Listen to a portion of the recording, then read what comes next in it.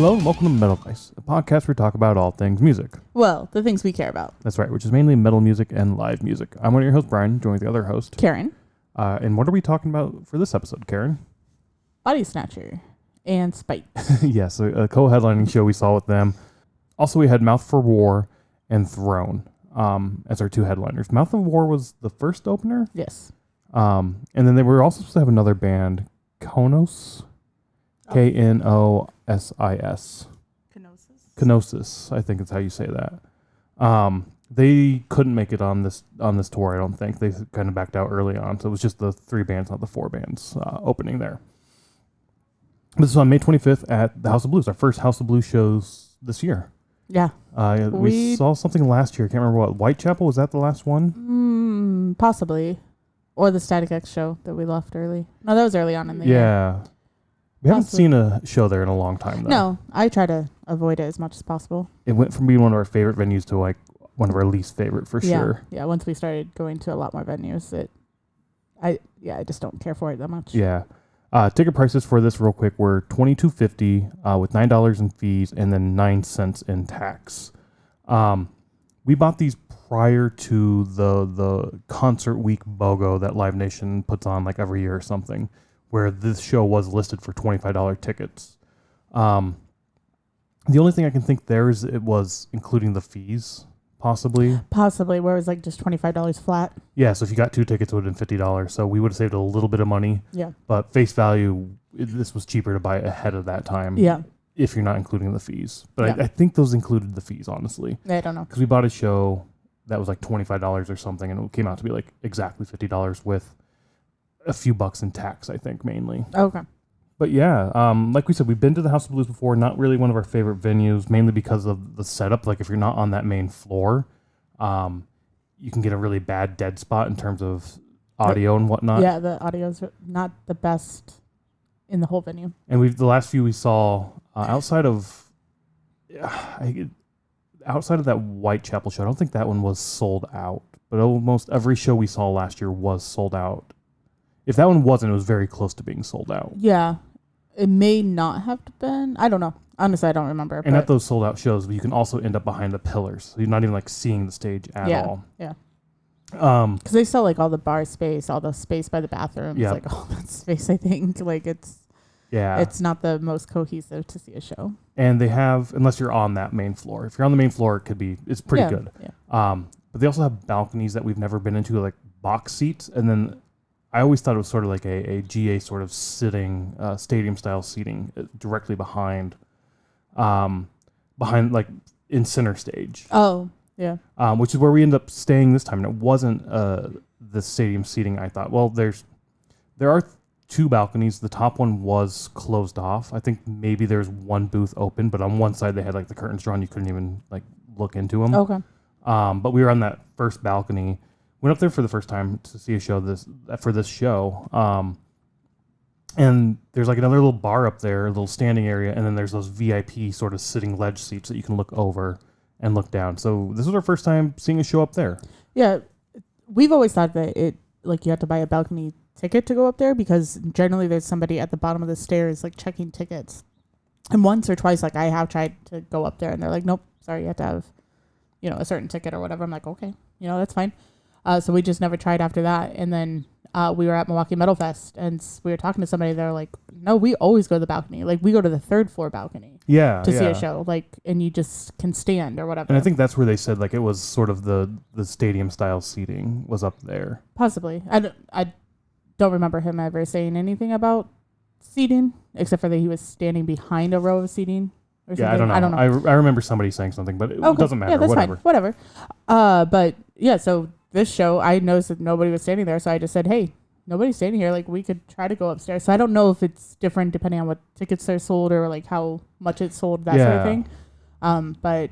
And I want to say a few years back when we went to see Lacuna Coil and Apocalyptica, we actually had balcony seats. Or, like, our tickets were those balcony seats because that's all they had left or something.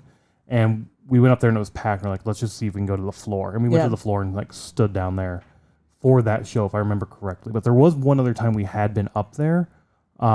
But we didn't stay up there. We didn't stay up there. I mean, that's also, I think, where my memory is like, I could have sworn there were that style seating. I don't remember ever seeing that style scene, but Yeah, I don't know. For some reason, I've always had the memory in my head or the thought in my head that was there. But whatever, it was a cool little tiny bar area, and then you got a pretty good view down at the stage. Yeah, because we stood like up on like in front of the bar. There's like a railing there. Yeah, like a high top rail and whatnot. Yeah. Yeah, we also, I mean, we got a good view of the stage, which I think you enjoyed because you don't typically get to see the stage. Yeah, I wanted to only stand up there. Like, so we kind of went back and forth before Mouth for War even went on. Like, are we going to stay up here? Are we going to go down on the floor? You know, like, what do you want to do, sort of thing. I personally just wanted to stay up there to have a different perspective because we have done multiple shows on being on the floor at House of Blues. We've never done one from the balcony. So in my mind, I was like, I just want to do, you know, have a different perspective to talk about. I was surprised seeing the stage, how small the stage is. From the floor, it always seems a little bit bigger, deeper. Deeper for sure, yeah. Side to side. It's yeah, pretty I mean, small it's not that side small. to side. It is really small. It is side a little to side. deep, yeah. Yeah, because like the pit area, you can see like how small it is side to side, but it's not big at all. So yeah, I mean, I don't know. I still think it's the same size I always imagined it being. Okay. Yeah, I don't know. But yeah, it was kind of cool to look down and see the stage from that perspective for sure. I think I would have enjoyed being in the crowd more than I would up there. So seeing a show up there again, I don't know if that's something I would definitely want to do. I don't think I would want to see one up there again. It was just an opportunity we had. So yeah, no, I get that. I do. Yeah. Let's take a different advantage. Yeah, but it's just not something I enjoy as much. So definitely I prefer the floor. But again, in the floor, like in that main floor area is where I'd want to be for sure. Yeah. I was actually going to bring that up at the end to ask you if you would ever see a show in the balcony again. So we can talk about that, I guess, but... well, no, we're talking about it right now. Yeah, no, I know. You just said you don't want to see a show up there again, so... So I don't know if I would see a show in the balcony again. Not where we were standing. I wouldn't choose to be there. There were people going around with like the VIP upgrades that you can get, and we did see somebody buy those like front row sort of bar stool seats that overlook right in front of us. But then she was also upselling the side, like the box seats, right? And I can't remember what, I thought we overheard her say it was like $50. I don't know if those seats, like the bar stool seats were $50 or the box seats were $50. Yeah. I wouldn't pay the $50 to sit in those front row seats. No, I'd want to be down in the crowd if I could. The booth seats, like the box seats, maybe those could be fun if you have, especially if you rent out the entire thing yourself with a group of friends. Yeah, that could be a lot of fun. That could be a really fun experience. Because I did hear her say like you get your like personal waiter, waitress, whatever, like server person to come around, and then I think she said like you get like champagne or something, like a glass of champagne, not like a bottle. But yeah, I think the front row seats got that as well. Oh, did they? I think so. I never saw her bring them champagne, though. It was back in a different room. She's like, if you want your champagne, you have to go through this room and through this back door. And it's like a little VIP lounge area, I think. Oh. I don't know. 100%. Again, she was like on the other side, and we were just sort of talking, sort of slightly over listening. Yeah. We didn't ask about it because we're like, we're not fucking doing this. So there was some other guys next to us that had bought food, and then they, I think, wanted a seat. So then they ended up upgrading as well. And I almost wanted to ask them, like, what was the cost for that? Because they did the box. But I didn't want to be like, how much money are you spending? But I also don't want to ask the person there because I don't want to be sold something. Like, I'm not buying it, so I don't need the whole spiel. And we bought box seats to see a ballet several years ago when we first moved to Chicago. And the view from the box seat was horrible. It really there was like fucking Cinderella sucked. Or something. You couldn't even see like a whole side of the stage. And we did the same thing for Rammstein out in Tinley Park, and that was a horrible experience as well. Yep. So I've never really been a fan of the box seats because I always thought that you get those for the better view. Every time we've been, we haven't gotten like the front row box seat. Mm-hmm. We got like behind somebody or behind a pole, and which just blocks half the stage. So it's not really worth it from my perspective for those box seats. And I remember after that first one we went to, talking to a coworker about it, like, hey, what'd you do this week? And kind of like, hey, we went to go see the ballet, got box seats, view is fucking horrible. And his response was, you don't buy box seats to see the show. You buy box seats to be seen. And that's not us. And and I was like, all right. But I've seen people in these box seats before at House of Blues in particular, and it seems like they have a pretty good view, especially if you have that front row. I think that front row, yeah, I think you would have to be on the front row, because bringing up Rammstein, because that's probably a little bit more close to what would be seeing if it was a metal show. Or, I mean, it is a metal show, but like talking about House of Blues with a metal show. Then the Cinderella show. What happened was, at first it wasn't that bad that we were sat in the second seat, because we got box seats, but it was like general admission box seats. So it was like they sold, say, I don't remember how many seats, but say that there was 10 seats, so they sold 10 tickets up there. We happened to get 2 of them. We were there a little bit later than the people in front of us, so they were in the front seats, and then we were in the back, or the second row. As soon as Rammstein went on, they were really big guys, and they stood up and like were leaning on the rail and stuff, and like I just couldn't see anything. Yeah. There was no way to even look around them, even, because they're just standing in, like, you have this very little limited room. So I think it'd be the same at House of Blues if you don't have that front row. Yeah, if you don't have that front row, again, that's where I think if you get like a crowd, like a group to go into these, like it's a different atmosphere for sure. Also, to me, it has to be if I did do that, it'd have to be a band that I'm okay sort of sitting and just relaxing a little bit. Apocalyptico is one thing that I thought of, was that wouldn't be that bad experience. to sit and just, because one, it's classical instruments, and then also it's just more of a vibe like that, where like when we saw Apocalyptica, people weren't like moving on everybody left. But I mean, like, even for me, like Mastodon possibly fits that vibe a little bit, just possibly. To kick back and relax and enjoy the show and the presentation that they're doing. Dream Theater for me would be a cool one to see. And then there's one more, Opeth as well. Oh, yeah. That would be a cool one just to kick back and sort of see from a distance and a unique experience there.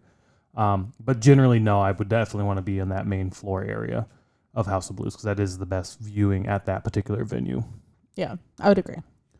But yeah, so that's a lot about the venue, for one that we've been to a lot. Typically, we don't talk that much about venues we've been to, but this was a new experience. Just want to talk briefly on that bit. But yeah, getting into the set list, let's start with Mouth for War. Why don't you tell us what we had there? Sure. They started with Shattered Self, Roses in Place of Your Ashes, Captivated, Under the Gun, The Devil, Saturate Me, and they ended with God Help Us All. And this was a set list from Grand Rapids, Michigan, but the timing's about the same. So. Yeah, it was the show right before our show. Yeah. Same tour and everything, so yeah.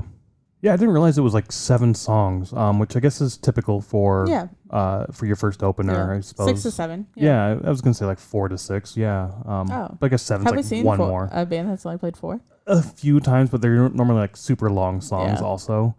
These are pretty quick songs. This is a new band for us. We've never seen them or heard them. Kind of punky, hardcore-y a bit. Yeah, like metalcore, but hardcore punk as well in there. Yeah. I actually really like their set a lot. I like their set too, yeah. Their performance was fucking awesome. Gave a lot of energy on the stage. Didn't really see the crowd that well because of our vantage point. Yeah. But it sounded like the crowd was going pretty well. Lots of pits going on and whatnot. And they kept encouraging like more and more of that and whatnot. Mm-hmm. So, I don't know. I really enjoyed their set and their music. And I was kind of, I don't want to say shocked because I didn't know what to expect going into this. But I was very happy with it, honestly. Yeah, I enjoyed it. I knew it was going to be a night of like core music, like deathcore, metalcore, I guess hardcore punk a little bit. I mean, it wasn't really that punky, but they did have hardcore aspects to it. Yeah. But yeah, I knew it was going to be a night like that. So as soon as they kicked off, I was like, I enjoy this. Yeah, no, I didn't know what to expect. And I didn't get the core aspect, honestly, from that. The next band, Throne, was definitely like, oh, this is kind of a core type music, metalcore, deathcore type stuff. I mean, I don't know if they're like deathcore or not, but I felt like it was. So yeah, I don't know, maybe. I'm really bad at genreizing and whatnot. I just remember like, holy shit, I really liked their set. This was a lot of fun. But yeah, not a whole lot more for me to say other than this was super fucking good set, and I'm definitely going to keep an eye out for these guys and want to see them again. Me too. And then we get Throne. What do we have for them? Yeah, so they start with Guilt, Dwell, Backfire, Parasite, New Low, On the Verge, Fast Forward, Nights, and they ended with Grey Out. Another deathcore band. Yeah. This I definitely picked up a lot more of the core aspect. I don't know. By the middle, I got a little bored with their set, honestly. Okay. Everything was like, it sounds a lot familiar to everything else you're doing. Sounds very familiar to all the other like core music I hear from you and the shows that we see. So not bad. Just I got bored halfway through. I think I texted you like, "Are you done with core yet?" Because I knew it was gonna be a whole night of it. But I actually think that was next with Spite because I didn't realize Spite was such a it was before. Band. It was. Was it? It was like when they were almost done. Yeah, before Spite went on. Because you were saying that you said that when we walked home that you were like, I don't remember Spite being so deathcore, and I was like, yeah, they are. Like we saw them before and they were so. But anyway, Throne. Again, I still enjoyed their music. Don't get me wrong. I did enjoy the music. I got bored with the set. And again, I don't know if that's because where we were up on the balcony, not really feeling the crowd. There were people up there. Everybody was headbanging. Everybody was having a good time. It was just a different energy than it is when you're like in the crowd moving around, like with the mosh pit going and everything. It was. And I think at that point I was like, oh man, I wish we were on the floor, but we had already committed to being upstairs. So we just stayed upstairs. But yeah. Yeah. So, I mean, that probably would have helped with their set as well. I'd see them again. Like I said, like a festival or something. I'd stop by, check out their set. If they're opening for sure, go and listen to them. If they announce like a headlining tour coming around, that's probably one I'm like, depending on who's opening with them, it's more of like, if I have nothing else going on, sure, I guess I'll go type thing. No, I would go see them again. Just have a different perspective because there's a lot of bands that we see that we like the second time. So that's true. But yeah, then we get to Spite. What do we have for their set list? So this is from Michigan, or Grand Rapids, Michigan, where they were the headliner, but I'm pretty sure it's the same because it was they were flip-flopping. Yeah, so Spite and Bodysnatcher were flip-flopping. I don't know if it was like every other night or how they figured it out, but they were one would headline one night. So for this show for Grand Rapids, Spite was actually the headliner. Yeah, and as you said with Mouth to War, but also Throne and Bodysnatcher coming up, that's where we got the set list for all four of these shows was from the night before at Grand Rapids. Yep. So Spite started with Lord of the Upside Down, Caved In, Some Things You Should Know, IED, Snap, Leeches, The Root of All Evil, Fear, Made to Please, Dedication to Flesh, Kill or Be Killed, Crumble, Despise, and they ended with Death Sentence. Do you remember their set when we saw them before? That was, I believe, with Wage War. They were the opener right before Wage War. Not right before. They were two before Wage War. Were they? Yeah. Okay, I can't remember what that show was. I'm going to look that up real quick. That was just last year. Oh, it was Wage War, Nothing More, and Spite? Yes. Yeah. Nothing More was there? I don't remember Nothing More being at that show. Yeah, they were boring. Huh. Yeah, so for Spite, we were like pretty close to the stage for that show. And then we moved back under that, or by that pool where the air conditioner was hitting us during Nothing More. Okay. And then we moved to the center where it was fucking awesome. Yeah, I mean, the whole crowd was just moving. That entire floor was moving for Wage War, which was fucking awesome. That was an insane crowd. But I didn't realize, I forgot all about Nothing More being there. And now they're doing like the co-headlining tour this year that we just recently saw. Yeah. Oh, interesting. But Spite, I do remember Spite coming out and hearing their music. I didn't listen to them a lot more. I added them to the playlist last year. And if it came on in shuffle, I'm sure it did, and I would listen to it. And I really liked it when it comes on. But it wasn't something I like searched out that often. Yeah. I just remember going to that show, seeing them, and be like, holy fuck, I like Spite. They were so good. They gave off such a Lamb of God vibe for me. Their sound, their stage presence, just everything about it was like, holy shit, they're like a young Lamb of God. They're like a new Lamb of God. This is fucking awesome. These guys are fucking killer. I need to listen to more of this. I never did, so I still need to. I did like their set this time as well. But about halfway through, I started to pick up more of the core elements and whatnot. I was like, oh, I don't remember it being like this. And then there were other songs that were back to like the heavy, like, all right, this is more of the Lamb of God shit that I like. And then it was back to like more of the core stuff that was like sprinkled in. But they were the first opener, so they only got like, what, 20, 30 minutes? Yeah, so yeah, for when we saw them last year, they probably only played for 30 minutes. And this time they got a headlining set of like 14 tracks. So, great. That was awesome. It gave a much more wider view of their music and what they're about, which is awesome. I got, you get exposed to different music that you hadn't heard, where if I had picked them up last year and listened to them, maybe I would have picked up this core aspect sooner. Yeah. I'll have to go back and look at what we had for their set list there last year, see how different it is. Yeah, so we looked up last year's set list, and we had Lord of the Upside Down, Caved In, IED, The Root of All Evil, Kingdom of Guts, Dedication to Flesh, Kill or Be Killed, and Crumble. So what is that? That's 9 tracks. So we got 5 more tracks. Yeah, which is weird. That was I mean, their songs aren't super fucking long anyway. Long. So that helps with their timing, getting able to play more. But yeah, just 5 more additional tracks and like completely changed their set for me, from what I remember to this time around, in terms of, oh shit, I wasn't expecting this out of you type thing. But all in all, I still really enjoyed their set, with one major exception, which was their lighting effects. They used the lights behind the band that would shine and like rotate into the crowd and whatnot. Theirs weren't as bad as Bodysnatcher. Theirs were pretty tame. There were moments where I brought sunglasses, like cheap old sunglasses that if they break, whatever, I don't give a shit. I got these. I think I got them at Upheaval, honestly, at like the Tito's, like handing out Tito's sunglasses. Yeah. So I had those because it was sunny when we went there. I was able to wear those, which made the show a little bit better. I also started bringing hats to the show so I can like bend the hat down. I don't think even on the ground if I had that, because it's behind the band so much instead of from the top down.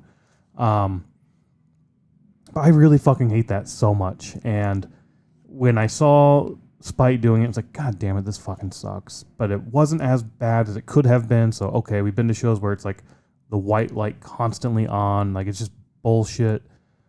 This was pretty decent. There were moments, again, like I said, bring your sunglasses down, and it helped a lot for me.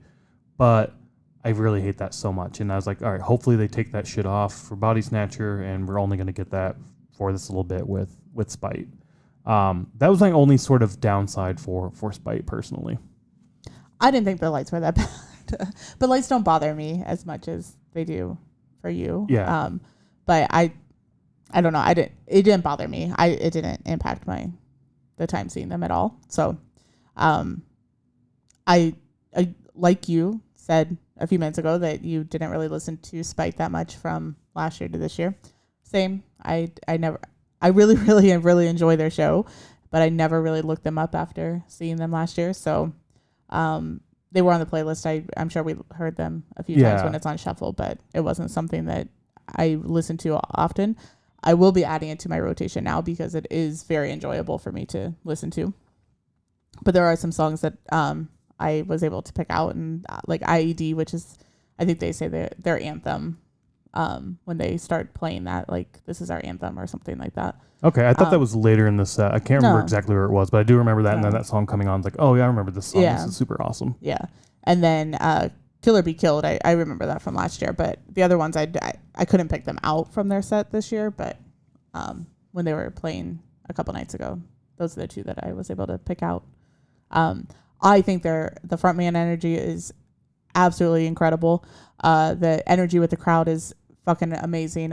During this, there were some people who were recording in front of us, like they were on like closer to the balcony edge.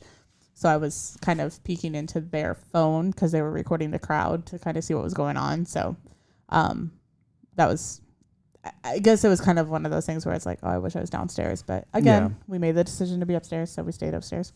But yeah, it was, I think that their energy was top notch for the night for all the bands. Oh, for sure. Yeah, I like their set the most, honestly.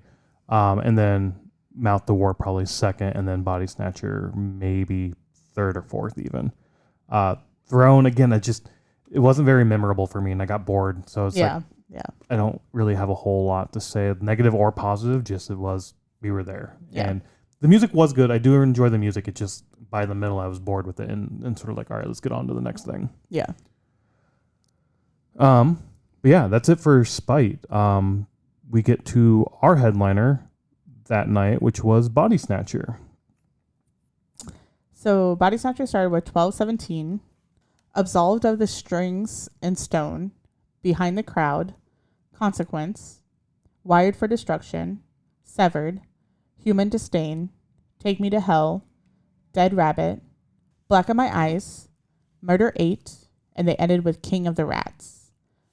But I doubt if it's on here, but they also ended with like a 1 minute breakdown. Just like a little jam thing they do, yeah. Like a minute and a half, like this is heavy as hell. No encore, just like, you guys have been super awesome, we're going to play this for you. Yeah. I was super surprised when it was 10 o'clock and they're like, we're done. Or this is our last song. Night. Yeah. I'm like, because at first, I think people had started to kind of like leave. And I was like, okay, well, maybe they just weren't here because we had ended up actually going downstairs and we stood like by the other bar, kind of straight back from the stage. Yeah, which is normally pretty packed because, again, those are sort of VIP upgrades, those little bar high tops they have down there. There was like no VIP people there. There weren't, no. The whole venue was pretty, I don't want to say dead. It wasn't dead. It was back to 2019. Yeah. Or 2017 to 2019 when we were seeing shows there. Right. I wonder if 2023 was really, people are just itching to get out and see live music. Possibly. And so everything was selling out. This is Memorial Day weekend as well. It is, yes. So that could play into it. And we even, as we were walking up there, I'm like, because you noticed that you couldn't see the line. Because when we get off the train, so we get off the train at State and Lake, and then as we were walking over there, you're like, oh, there's no line. Because normally you can see it like crossing the bridge. This was like 6:05. Doors were at 6. Yeah. Yeah, because it's usually backed up out of House of Blues down the road. Is that Clark? That bridge, Clark Street, or is that's not Adams? Whatever. There's not Adams. No, no, it's not. There's a bridge that Dick's Last Resort used to be on that side. Yeah, and I think it is Clark. Sometimes the line will go out onto that bridge. Yeah. That we've seen anyway, and it's 6:05, and there's like no fucking line, and we just were able to walk right in, no line, no anything, and boom, get up there, and yeah, it was dead. But again, it's 6:05, but we've been there before at Doors, and it's fucking like the line is it so takes 30 minutes long. just to get in. Yeah, even when we're there before the doors open. Right. So, yeah, so it was a little bit different. But walking up when you said that, I was like, well, it is Memorial Day weekend. Maybe that has something to do with it. And then when we were in there, I was like, oh, this is back to like 2019 seeing shows where it's not super packed, but all night wasn't super packed. So yeah, it wasn't. We didn't go down there until like halfway through Bodysnatcher's set. Otherwise, we were always on the balcony, so we couldn't really see. Yeah. But then when we did go down there, the floor was pretty packed. Just around that walkway where it really sucks, there was nobody in the bar area that we ended up standing in and finishing the show at. There was nobody up there either. So yeah, I don't know. I think during Throne is when they some guy walked through with like a iPad that said like VIP upgrades available. I made the joke. I'm like, do we get 25% off because we've seen 25% of the show already? Yeah. But yeah, I don't want to say it's like Bodysnatcher or Spite's fault for not selling tickets. But I think it's just like maybe the weekend or people just don't like House of Blues anymore. Maybe. I don't know what it is. Yeah. We try to avoid House of Blues for sure because we just don't like the setup, as we've said already in this episode. But could be Memorial Day weekend. I don't know. It was sort of refreshing to get in there with that size crowd instead of it just being unbelievably packed. Yeah. And having shitty spots because there's so many people in there and you came a little late and everybody else showed up before you, which that's how concerts work. That's how they work. Yeah. But that's why we like other venues that even if you show up late, you can still get a decent spot to see and hear the performance. Where at House of Blues, there's so many dead spots that if you happen to show up late for whatever reason, you could end up in a spot that just fucking sucks to see a show. Right.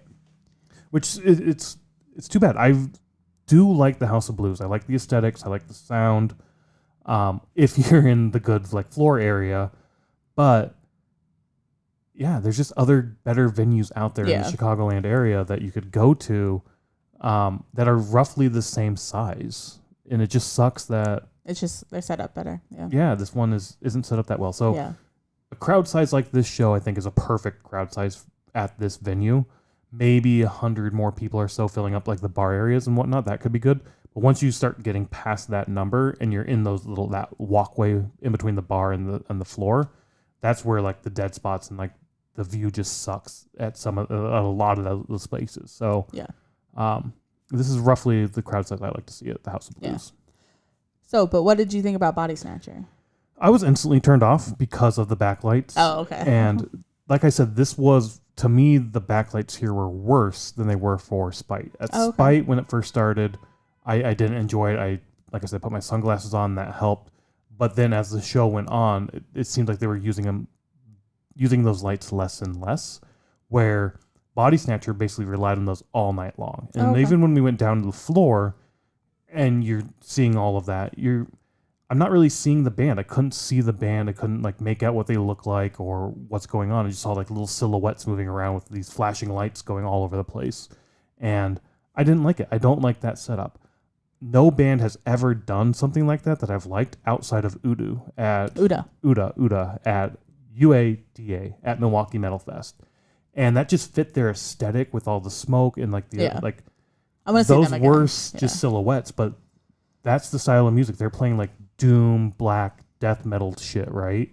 And that fits that style perfectly. This, with the core aspect, is kind of emo-y, kind of poppy to some extent, like radio rock, radio metal and whatnot, but I want to see you. I'm here to see the performance and not be fucking blinded by these constant lights rotating in my eyes. Yeah. In my mind, Bodysnatcher is more emo-y than emo metalcore-ish, where like Spite is more like hard deathcore with like hard breakdowns and stuff like that. I think Bodysnatcher is trying to do that, like, or more like a metalcore type breakdown, that sort of thing. But from my perspective, I always thought Bodysnatcher was going to be the headliner. So I guess I just didn't know their music at all. I think it was just kind of like something we bought because we had nothing going on, sort of thing. I think I saw Spite and I was like, I remember liking Spite so much. I want to see them again. Yeah. And that was like the main driver, as well as we didn't have anything going on. Yeah. $22. Let's go fucking see it. Exactly. So, because I remember having the conversation of like, oh, it's a House of Blues. And I'm like, oh, I don't want to go to House of Blues. But anyways, but the whole time I thought that Bodysnatcher was going to be headlining. But then once I realized that they were switching back and forth on the tour, I was like, oh, maybe Spite will be headlining. But whatever, we got Bodysnatcher. That's fine. But I think coming after Spite, the energy is just so much different. Yeah. That it makes it seem softer, less enjoyable. In my opinion, this is just how I was perceiving it. It's not as energy focused as like Spite is, where if it was switched, like where if it went Mouth for War, Throne, Bodysnatcher, Spite would have been a fantastic ending to the night, where this was kind of like, okay, we just had a fantastic time. Now we have an hour of metalcore. For you. For me. Yeah. For me personally. Yeah. I would agree with that because I like more the deathcore. Yeah.